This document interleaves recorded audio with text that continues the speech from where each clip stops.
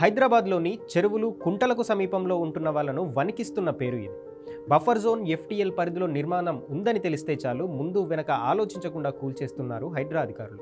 ముఖ్యంగా మూసీ సరౌండింగ్స్లో వాళ్ళు చేస్తున్న కూల్చివేతలు ఎన్నో జీవితాలను రోడ్డున పడేస్తున్నాయి. వాళ్ళ ఇల్లు కళ్ళ ముందే కూలిపోతుంటే ఆ బాధితులు పెడుతున్న ఆర్తనాదాలు ప్రతి ఒక్కరి కళ్ళలో నీళ్లు తిరిగేలా చేస్తున్నాయి. ప్రకృతిని కాపాడడం మనిషి బాధ్యత.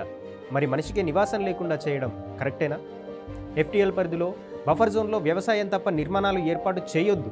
ఇది గవర్నమెంట్ రూల్. నిర్మాణాలు చేపట్టిన వాడిది తప్పు అయినప్పుడు ఆ నిర్మాణానికి అనుమతి ఇచ్చిన వాడిది కూడా తప్పు అవుతుంది కదా. ఇది ప్రభుత్వం ఎందుకు ఆలోచించడం లేదు? నిజానికి ఏది ఎఫ్టీఎల్, ఏది బఫర్ జోన్ అనేది ఈ అవగాహన చాలామందికి ఉండదు. రియల్టర్లు ఏవేవో చెప్పి ఇల్లు అమ్మేస్తుంటారు. అలాంటిది జరిగినప్పుడు ఇల్లు కొన్న వాళ్ళు బాధితులు అవుతారు, కానీ నిందితులు ఎలా అవుతారు? అలాంటప్పుడు ప్రభుత్వం నిందితులను పట్టుకోవాలి, కానీ బాధితుల ఇల్లు ఎందుకు కూల్చేస్తుంది? అది కూడా ఎలాంటి సమాచారం ఇవ్వకుండా, ఇంట్లో ఉన్న సామాన్లు కూడా తీసుకునే గ్యాప్ ఇవ్వకుండా కూల్చుతున్నారు అంటే ఏ పాపం చేశారు వాళ్ళు? సరే, కొందరు అధికారులకు లంచాలు ఇచ్చి మేనేజ్ చేసి ఇల్లు కట్టారు అనుకుందాం. లంచం ఇవ్వడం తప్పు అయినప్పుడు లంచం తీసుకోవడం కూడా తప్పే కదా.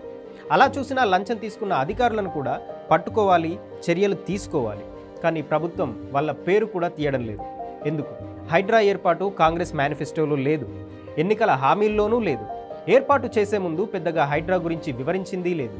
సైలెంట్గా వచ్చేస్తున్నారు, కూల్చేస్తున్నారు. ఇది ఎంతవరకు కరెక్ట్ అనేది ప్రభుత్వం ఆలోచించుకోవాలి.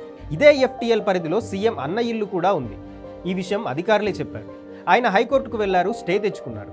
ఆ టైం ఆయనకు హైడ్రా ఇచ్చింది, కానీ అదే సమయం సామాన్యులకు ఎందుకు ఇవ్వడం లేదు? సీఎం అన్నకి ఒక రూల్, సామాన్యునికి ఒక రూల్. ఇదేనా ప్రజాపాలన? దీనికోసమేనా ప్రజలు ఓట్లేసింది?